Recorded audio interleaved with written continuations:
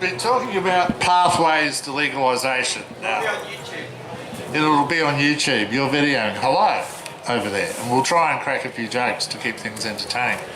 But the pathways to legalisation are both many and varied and elusive, because in our country, Australia, it'd probably be easier to do a shit on the moon than it is to legalise cannabis recreationally. The legalisation under medical guidelines has worked to some extent, but there's still a massive black market industry and people can't grow themselves, so now we're trying to get it legal that way. We're reliant upon our system of democracy, which is representative democracy, so we elect people to Parliament who will then work on our issues. Unfortunately, that is not a good way to get instant results, and we're stuck with a whole bunch of fairly restrictive pathways that rely upon, trying to propose changes to legislation, the Legalised Cannabis Party getting members in, the Greens supporting it, the major parties ignoring it. And now we've got more inquiries. We've got a federal inquiry. We had a big inquiry in Victoria. Now we've got one in New South Wales. And these are the pathways upon us. If anyone has any good ideas on other pathways, we could do it. But I'll just hand you briefly over to Mr. Moylan, who will give you his overview of the pathways. Thank you, James. Right. The problem with Australia is when we put the country together, we seem to adopt a lot of the worst aspects from both the Washington and the Westminster system. So there's good aspects of Australia.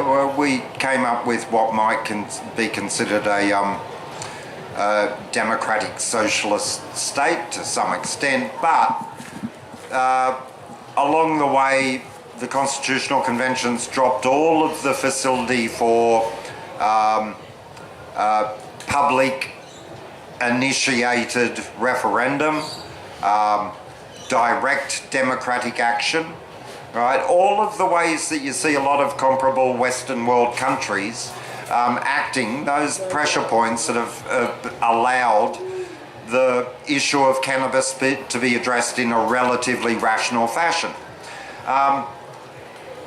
It's important to preface it with all of this because this speaks to the pathways for legalisation that are available. In a lot of other countries, there's citizen-initiated referenda, things like that, which provide for the citizenry direct action relating to matters as significant to individual citizens as cannabis use. In Australia and other comparable Commonwealth countries, the problem is that most of these countries lack that citizen-initiated focus, especially in Australia. And so we work on a party system where outside of that party system, there are very few avenues for direct legislative action. There's pressure upon those groups to act, but outside of those parties, it's almost impossible to fashion rational legislation and pass it unless there's really broad support for the particulars involved. Now, when talking about the available pathways, all of this has to be considered. In the Australian environment, we have shared responsibilities at federal and state level.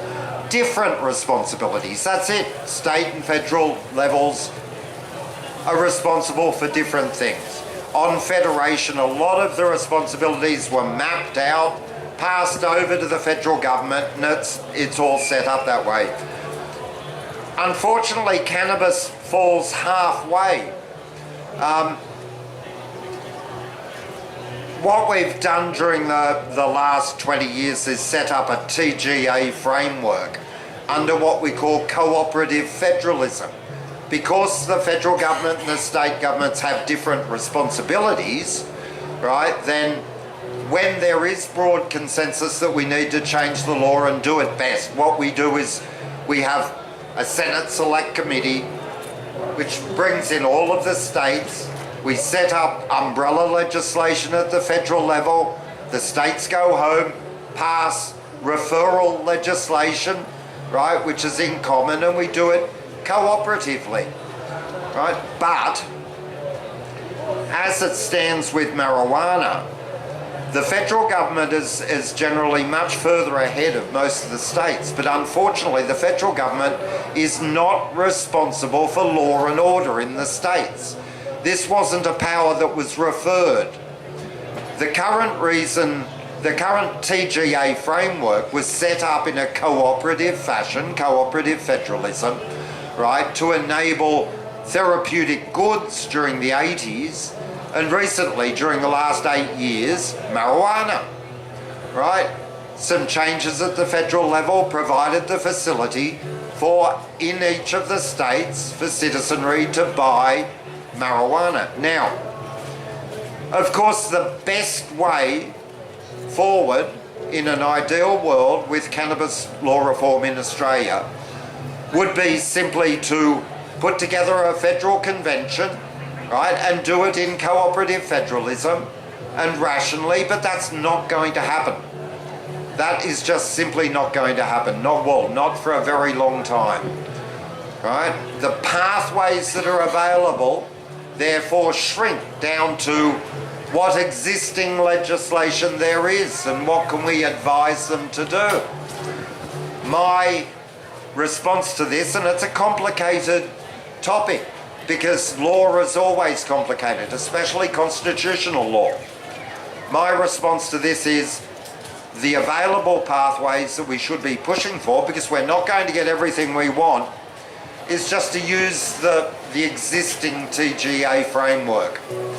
It's currently enabled the distribution of medicinal cannabis at the state level, right?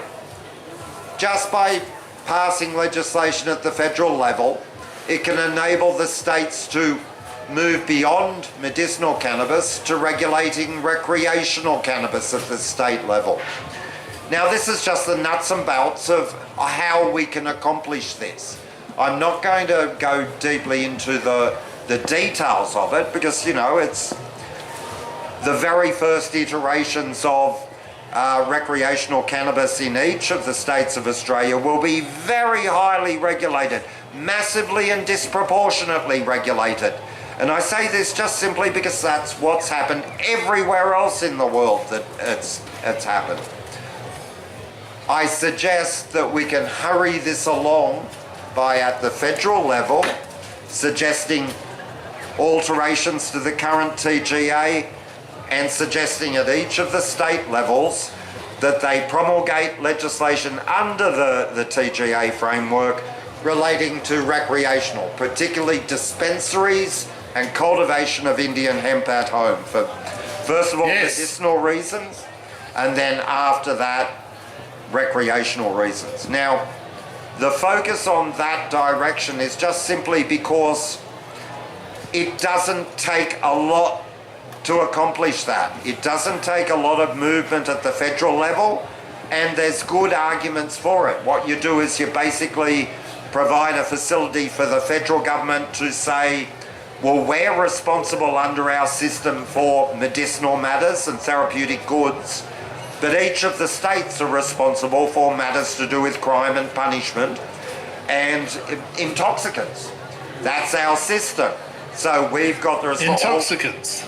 All we need to do, well, social intoxicants, because the fact is that anyone who needs medicinal cannabis in Australia can now get it. The real problem is not medicinal cannabis.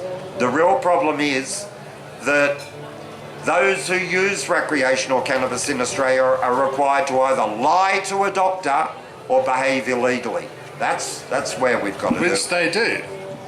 And so, because we're not going to get any radical change, my suggestion is always to focus on minor incremental change at the federal level, providing the facilities for the states to use the existing legislative framework, right? And at the state level, pointing out that, well, being a hypocrite, being a politician, pointing out to each different group, right, the particulars. The National Party have a new crop, right? The Labor Party can wedge the Liberal Party. The Liberal Party are unreachable. The Liberal Party will come at commercial propositions. You point to America at the moment, $33.8 billion final cash turnover for medicinal cannabis in the US.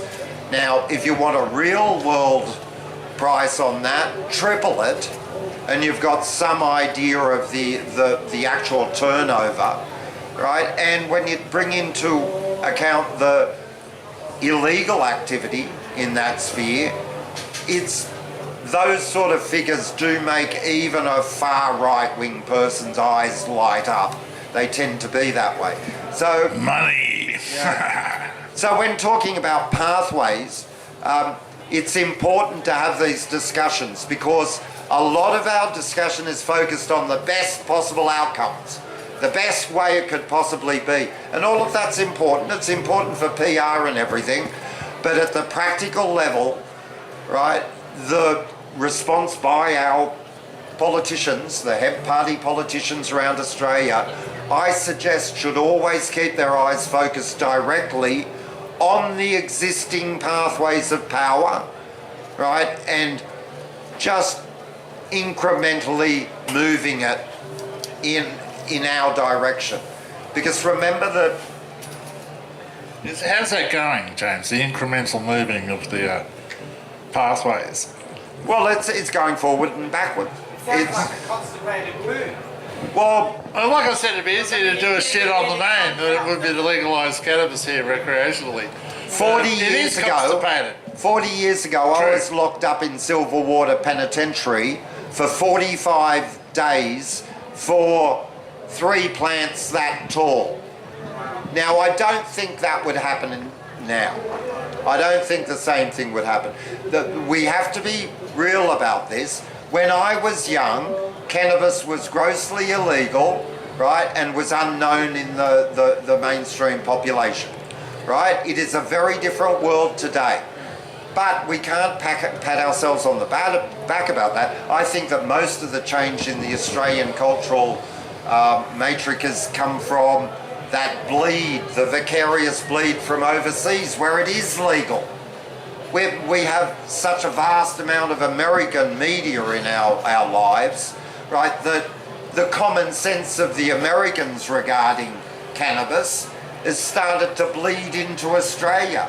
So, yeah, I don't think we've done much at all. Not far enough. But that's why the topic of available pathways. Another thing that's important in this, when you focus on the existing legislative structures, it means that when you're talking about cannabis at the state level, you get to dangle money in front of the politicians. You just point out that it doesn't always work. If it was just about the money, we would win. But it is to an ethical extent. kind of attachments. You can point out that if you allow states to Sue. A round of applause for Sue, please. Cleaning the seats here. Good on you, Sue. Thank you very much. That's okay. If you allow the states to each to their own develop their own retail sector, right?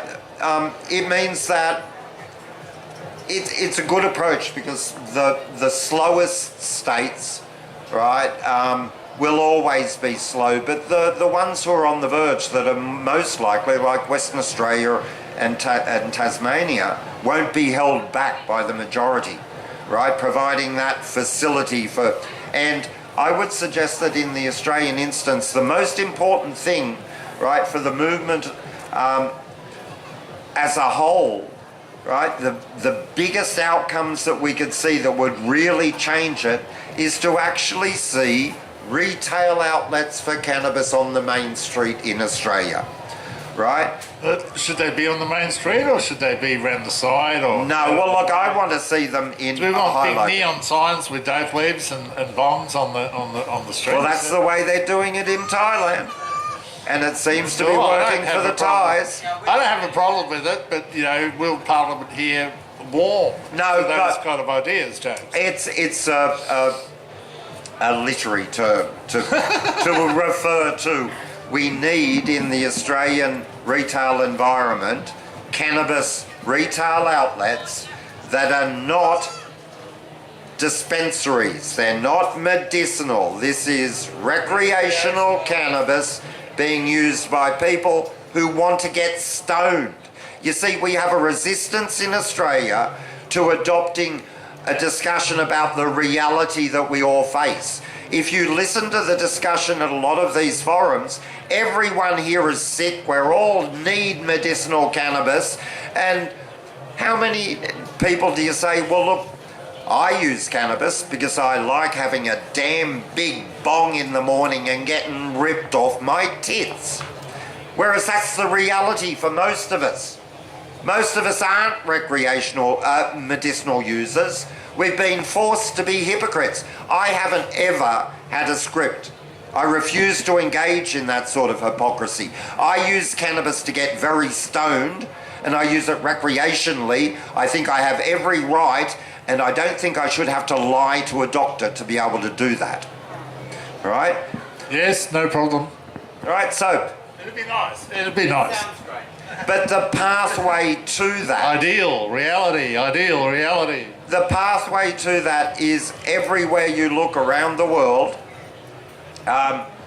there's never accepting for in Thailand. In comparable jurisdictions, I haven't seen that sudden leap forward. There's, even in places like Canada, you look at the history of the developments toward, right? It was slow gestational and incremental legal growth all the way until you end up with a bitzer of a system that's horrible, right? But it actually provides people with cannabis without having the police breathing down their necks. They're the problem. That would Yes, be nice. later on in the piece, when you look at the trajectory of the legalisation system in California, you see the natural development. First of all, medicinal, right? Well, first of all, in an entirely illegal situation. First of all, medicinal. There it happened with the AIDS outbreak, right? They put together cannabis buyers clubs. Federal government allowed medicinal. State level, they exploited it to the max. Put together the marijuana card. Made virtually everything treatable by marijuana. They pushed and pushed and pushed, with pushback all the way from the authorities. At every step of it, the legal and regulatory environment was incoherent and frenetic, changing constantly and not rational, but moving, right? Until some 16 years ago, virtually everyone in California could get cannabis recreational or medicinal. And at that point, and since then, there's been a large fight happening in the legislatures in California, which has come to a head over the last 3 years with a total reformulation of this total BITSA system that they had, which was incremental and developed, with a whole new system which is rational and wonderful. But I'm not really happy with it because the outcome in the end is pretty much for the whole of the industry to bend over to big business. It has now become a huge Snoop Dogg. Is Snoop Dogg big activity. business? So you end up in America, the discussion between decriminalisation and legalisation there is very different to in Australia. It means different things. In Australia, we seem to think of it as synonymous, but in America, it provides for a break between that original collectivist, buyers collective idea of cannabis being freely available to everyone who wanted it without a massive corporate overstructure, as against that full laissez-faire corporatist approach. In the end, in line with America, of course, the laissez-faire corporatist approach wins out. But when we're looking at everything that's happening overseas, we have to look at it in the clear light of what outcomes we really want and whether or not even what seems to be the ideal of America is what we want. do we want really a society? Do we want to be like America? Australia A bit, but not a lot. Like in America, they followed the prohibition of alcohol model. They've done exactly the same thing again with cannabis. They just started to push it, so everyone's got a brand. It's like pink gin and all kinds of tequilas. It's the same thing. Snoop Dogg weed. Every kind of Willie Nelson's got his own weed. Willie weed. and you know, Mike Tyson's got his own strain. the only way, the only possible model that can really work is that we can grow our own. And that way we don't have to get these spongy little kind of buds that you don't know what. Oh look, But the it's major true. difference, True. difference between the US and Australia, right, which has to be stressed and stressed again and again, is that when you look at the people who are in favour of legal cannabis and people in America who are in favour of illegal cannabis, there was a national poll only 8 months ago, right, which asked exactly that question.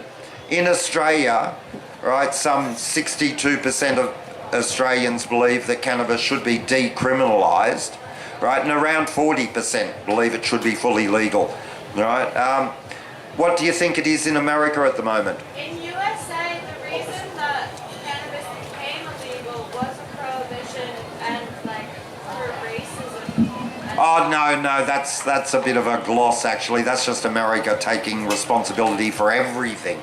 Look, cannabis was made illegal in Europe, and we've actually all the laws that we have all around the world follow the basic models of prohibition that were first of all pioneered by the English, right? And we've all modelled on that. Of course, the Americans want to say that In Switzerland in 1868, to be You know? honest.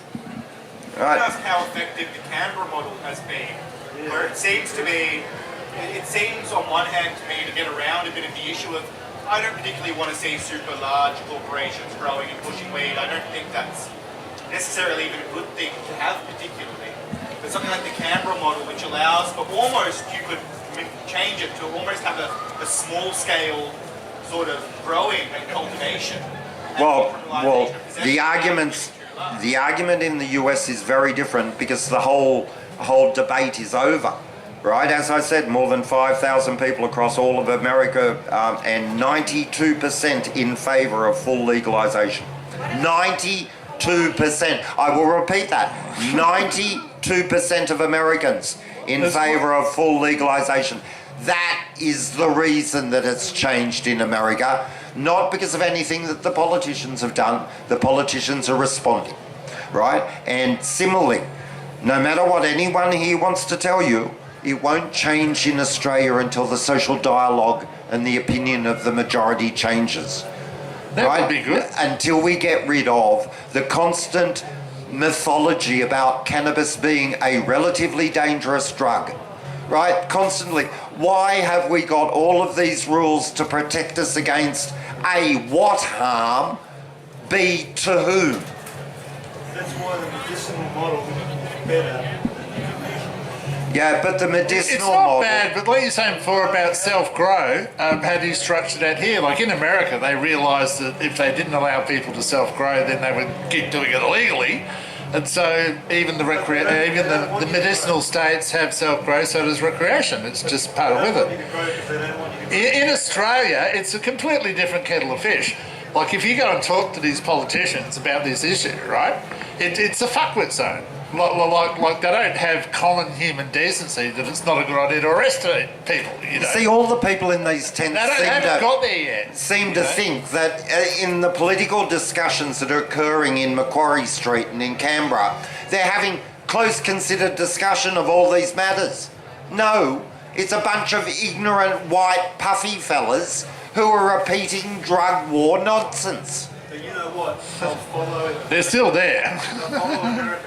Now, for anyone who doubts this, We wish they would follow America. We'd have direct democracy and we Yeah. could vote for the issues like they did. just in for America. anyone who doubts or wonders why, right, remember that in Australia almost all of our press is far right or far right wing, right? And or left out. And look at the treatment of cannabis in the Australian press. None of the Murdoch press in America would dare to tell their readership any of the nonsense in our papers, because 92% of Americans hold they know, they understand that it's not dangerous. If you try and tell them it's a dangerous drug, they laugh in your face. Well, that's come through the legalisation. It's widely accepted in most American states. There'll be states where it's not. That's why. But here, the level of pig-headed ignorance when you try and talk to politicians is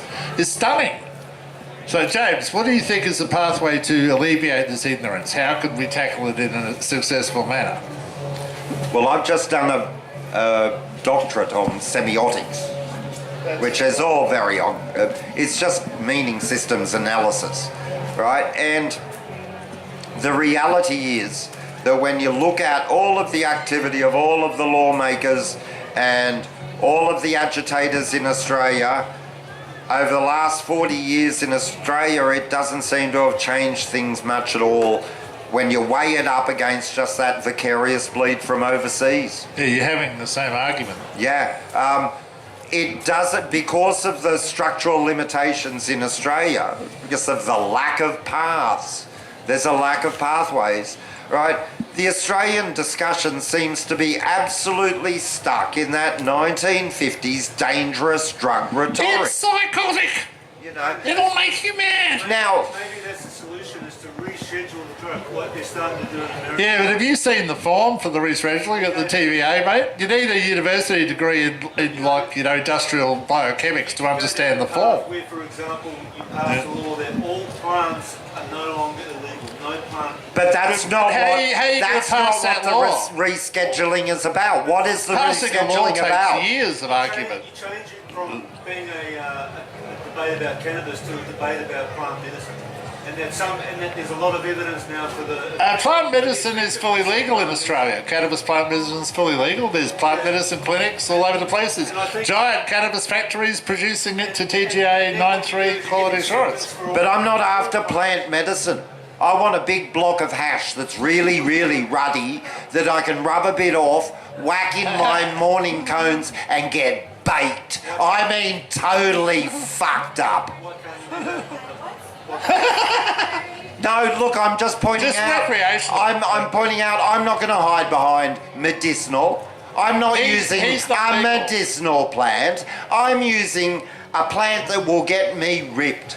I'm after recreational cannabis, and I am... He wants to enjoy it. Now, I am sick of constantly having to use these weasel words about, oh, well, it's good for my health, and blah-de-blah-de-blah. No, I have every fucking right to get ripped to the tits. My dealer is my healer. Yeah, I have every right to get ripped to the tits. It doesn't hurt anyone else in the world, and I don't care what euphemisms you want to use for your drinking, but I doubt it's socialisation. I doubt that you're going to the pub every Friday to just be there with the boys. I think you're drinking to get drunk, just like so many people. And you guys can engage in all of this bullshit.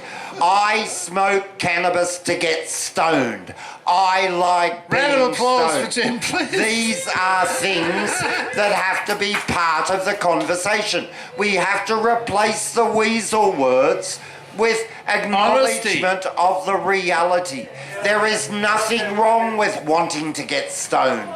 There's nothing wrong with wake and bake. How's that working out for you? How's that working out with the popularity department? Well, it certainly does work. Right. What, saying all I want to do is get stoned? No, it certainly... Well, it's the basis It of recreational certainly does cannabis work as too. opposed How are to... you going to bump up the population? I don't think so. Well, I'm not That's interested in the population. I thought you said you wanted to be like America, get 92, and that's how you're going to get the laws changed. Yes, when it changes. Did I say that I think the law is going to change any time in the next 50 years? America's opinion changed. It changed because they started to do the medical model. Yes. That's how it changed. And I'd say it'll take approximately the same length of time in Australia. But what we need to do is not have a Which means, by your estimation, I'll be able to get ripped on recreational cannabis about 20 years after I'm dead. Yeah, I mean, it's just not good enough for me. I am sick of engaging this on everyone else's terms. I started smoking when I was 13. I've smoked legal cannabis in 6 countries and never in my own.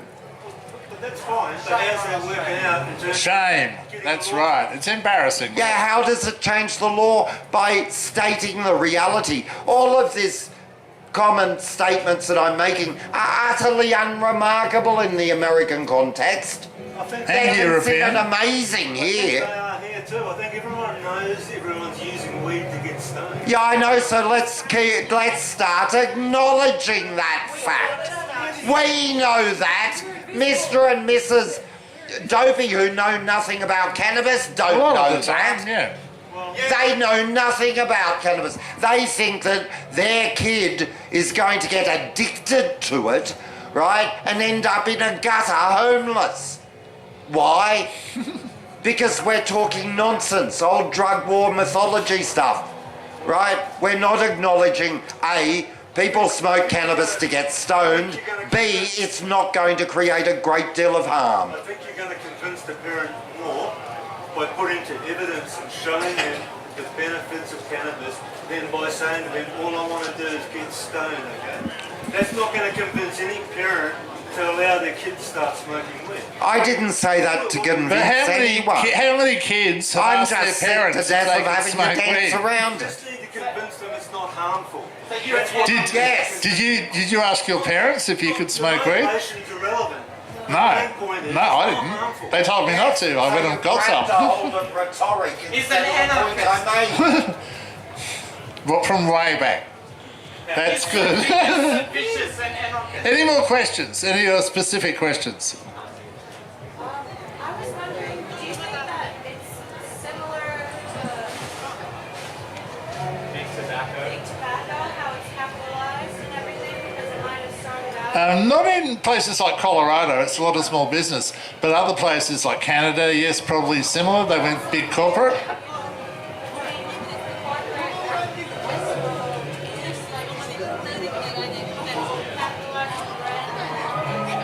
Yeah, well, the corporate world and the governmental world loves that side of the system.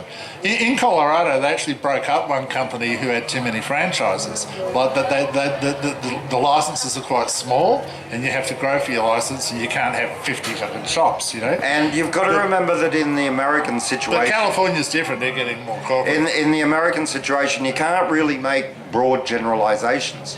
There are currently 24 states in the US where recreational cannabis is legal, and 38 where medicinal cannabis is. Now this means that 68% of the American population has access to at least medicinal cannabis, right? The vast majority of the US population. But given that, the regulatory environment in each of the states varies wildly. From California, where it's readily available, right? But it's certainly, if you're going to map out the best possible legislative environment, they've got some odd rules, like growers aren't allowed to sell to retailers, they've got to sell to wholesalers. Middleman. Retailers aren't allowed to buy from growers, they've got to purchase from a middleman. Illegal sales, like There organised are- illegal sales, mandatory jail. There are environmental requirements for all growers, right? All growers are broken into either minor, medium or major players. Licenses, you have to buy multiple licenses as you increase your yield, which increased costs. It's a very, very complex system, but like Americans seem to like complex systems. It seems to be working for the Americans at the moment. You go from that California model to, say, Ohio's interesting because it's the perfect example of a situation of a tortured legal and regulatory environment that's the result of incremental change over a very, very long time, right? And There is no way in the world you would ever hold it up as being the way that you'd want it to be. But the outcome is that almost everyone in the state who wants recreational cannabis has free access to it, and the police don't have too much power. So it sort of works for them. Then you get the other end of the situation in America, where you have Republican administrations actively fighting against liberal citizenries, like in Florida. In Florida 5 years ago, there was an overwhelming vote to embrace medicinal cannabis in the state. So the response of the, there was a plebiscite then planned immediately for the legalisation of recreational cannabis. It had massive approval ratings right throughout the state. The medicinal cannabis plebiscite passed in the 70% range. Massive, right? The High Court then refused to allow them to have a recreational one, and the politicians in the state decided that yes, you're allowed to have access to medicinal cannabis, but they classified all vegetable matter cannabis to be illegal, and the only actual medicinal cannabis are pharmaceutical products which are grossly transformed, right? So, in effect, everyone in the state wants marijuana legal, and the Republican administration and the establishment High Court are fighting against the movement. It's an interesting situation, but here we're still trying to basically get forward. But I hope that answers something about the corporate arm, like Canada is. Australia prefers those kind of models, unfortunately, and hopefully we can get small business through, you know, and localised people, localised grow. But before we get there, right, Is that Mr. Mulloway just walked through here? Hi, Mr. Mulloway, how you going? The very first thing that we've got to do is remember that there is no, in the whole of Australia, there is no such a thing as recreational cannabis. There's only medicinal cannabis, the Drugs Misuse Act, and illegal cannabis. That's it. No. That's structured as an exemption from prosecution in the Drugs Misuse Act. It's not legal technically. It's an exemption. You're not a legal exempted from prosecution. Like, it's not legalised. It's an exempt from the Drugs Misuse Act for a couple of plants and 50 grams. So the Act still stands, but it's an exemption for a certain amount. It's a good way forward. Look, more plants will be nice. I'm in favour of any incremental movement. Two's a little stingy. Any incremental movement which legalises currently illegal activity, right? Like, you've got to be pragmatic with this, because as I keep on pointing out, we're not going to get best possible. We're not even going to get anywhere near what we want. The very first systems we have will be grossly regulated, we can dream, can't we? With all sort of financial and regulatory requirements to make it grossly expensive, restrict as many people as possible, and then we'll move from there. You always seem to start in every one of these jurisdictions, and I've just spent 6 months looking at them all and writing up a nice little book. Report. It's a good report too. He's got a book. Like James has written a whole book on cannabis law reform in Australia. That's his book that he wrote, and that doesn't include Thailand. When was it published? A couple of months ago. Yeah. Recently, this year. It's in the shop over here. Isn't Thailand trying to remove it now or something?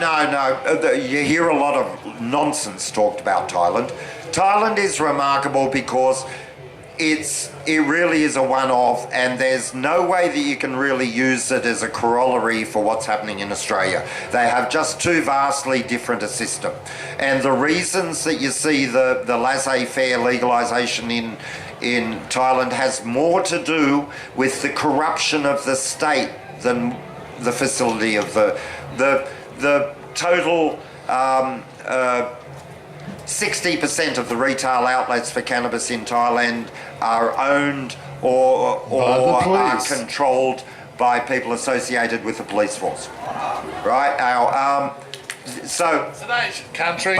but there is certainly a lot you can take from Thailand. I've been to Thailand quite a few times, and I actually just went on earlier this year. I went on a 6-week fact-finding tour there. Got massively bent all the time. The good facts from Thailand, some really good facts. But I was actually wandering around and asking people at all aspects of the judiciary and the police, right? Civil service, the school system.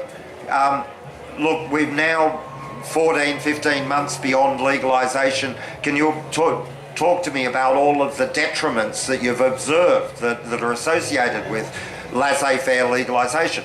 For those who are unaware of the situation, in Thailand it went overnight from a grossly illegal Schedule 1 product, which could see you in 15 to 20 years for possession of a kilo.